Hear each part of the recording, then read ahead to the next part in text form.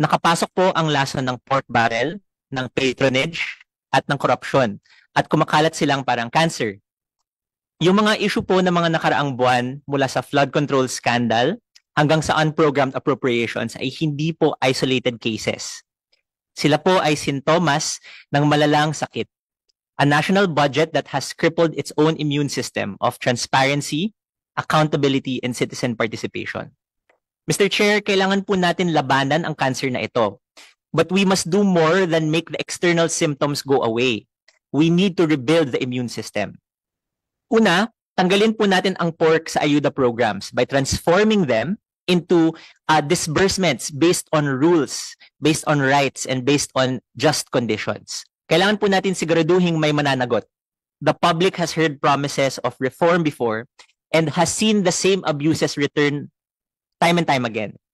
So to regain the people's trust, corruption must have consequences. Hindi po pwede na free pass na lang. Kung wala pong nananagot, wala pong maniniwala that this time will be different.